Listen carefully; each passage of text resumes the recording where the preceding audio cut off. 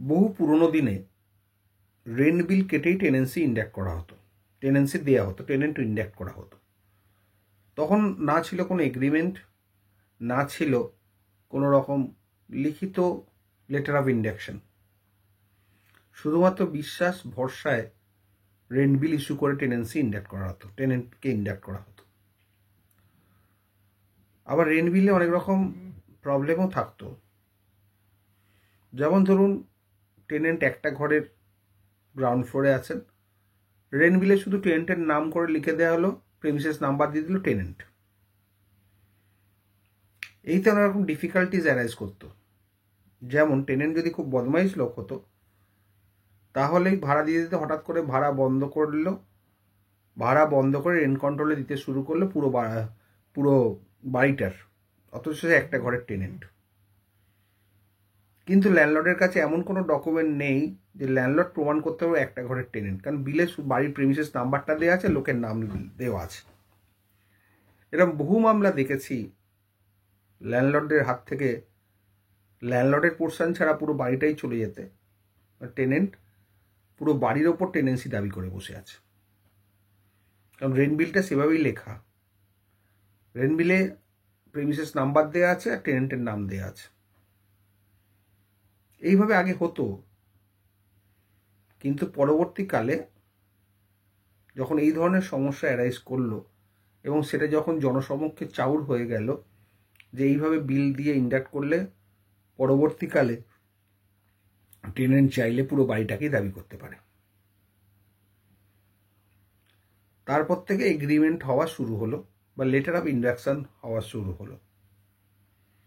এগ্রিমেন্টে specific লেখা থাকতো কোন তলার ভাড়াটে কত ভাড়া, কিভাবে ভাড়া বাড়বে, কতদিন অন্তর বাড়বে, টেনেন্ট কী কী করতে পারে না করতে পারে, ল্যান্ডলর্ড কী কী করতে পারে না করতে পারে, টেনেন্ট কখন ছেড়ে দেবে, টেনেন্ট কখন এভিক্টেবল হবে, ল্যান্ডলর্ডের ডিউটি কী, টেনেন্টদের ডিউটি কী,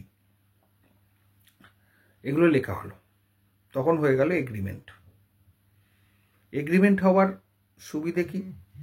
এগ্রিমেন্টকে ভায়োলেট করলে সঙ্গে সঙ্গে মামলা করা যায়, ভায়োলেশন অফ দ্য এগ্রিমেন্ট। এবং এগ্রিমেন্ট থাকলে সবাই সার নিজের লিমিটেশনটা জানতে পারে, কার কি রাইটস, লায়াবিলিটিস, ডিউটিস আছে সেগুলো করতে পারে এবং সেই মতো কাজ করতে পারে। এগ্রিমেন্টটা কোর্টে গ্রাহ্য হবে এবং এগ্রিমেন্টের টার্মস অ্যান্ড কন্ডিশন রিটিন যেটা আছে ভায়োলেট করলে কোর্টই তার এগেনস্টে এভিকশনের ডিগ্রি দেবে। কিন্তু শুধুমাত্র রেন্ট বিল থাকলে অনেক সমস্যা ছিল, কারণ রেন্ট বিলে কী কী ল্যান্ডলর্ড করবে, কী কী টেনেন্ট করবে, কী কী করবে না, কোনো কিছুই লেখা থাকতো না, কোনো কিছুই লেখা থাকতো না। এর ফলে ল্যান্ডলর্ড খুব সাফার করতো এবং অনেক সময়, যেটা আগে বললাম, তার ঘরই হাতছাড়া হয়ে যেত। তেমনিভাবে এগ্রিমেন্ট ছাড়াও আর একটা রকম টেনেন্সি ইন্ডাক্ট হতো, সেটা হচ্ছে আপনার লেটার অফ ইন্ডাকশন। লেটার দিয়ে টেনেন্ট একটা লেটার দিল ল্যান্ডলর্ডকে, বা ল্যান্ডলর্ড একটা ইন্ডাকশন লেটার দিল, তোমাকে আজ থেকে নেওয়া হলো বিভিন্ন টার্মস অ্যান্ড কন্ডিশন লিখে, সেটাও টেনেন্সি ইন্ডাকশনের পদ্ধতি। তারপর রেন্ট বিল ইস্যু হলো। সুতরাং এগ্রিমেন্ট আর লেটার অফ ইন্ডাকশনে কোনো খুব একটা পার্থক্য কিছু নেই, তবে এগ্রিমেন্টটা আরও ভালো। এগ্রিমেন্টে স্পেসিফিক্যালি সব কিছুই থাকে এবং যে রেন্ট বিল ইস্যু করা হয় সেটাও এগ্রিমেন্টের উপর ভিত্তি করে ইস্যু করা হয়। এগ্রিমেন্টে যা লেখা আছে সেই মতো রেন্ট বিল ইস্যু করা হবে। আর তারপর ধরুন এগ্রিমেন্টে সেটা ইংলিশ ক্যালেন্ডার মান্থ কি বেঙ্গলি ক্যালেন্ডার মান্থ এগুলো লেখা থাকে, কত টাকা ডিপোজিট, কবে দিতে হবে ফেরত, সবই লিখিতভাবে থাকে। সুতরাং সবসময় মনে করবেন, কাউকে যদি আপনি রেন্টে দেন বা টেনেন্ট ইন্ডাক্ট করেন, তাহলে অবশ্যই কিন্তু লিখিত এগ্রিমেন্ট করেই করবেন। লিখিত এগ্রিমেন্ট ছাড়া কিন্তু কিছু করবে না, যতই বিশ্বস্ত লোক হোক, যাই হোক। বিশ্বাস বিশ্বাসের জায়গায়, আইন আইনের জায়গায়, দুটোকে কখনো মেশাবেন না, তাতে কিন্তু আপনার ক্ষতি হতে পারে ভবিষ্যতে।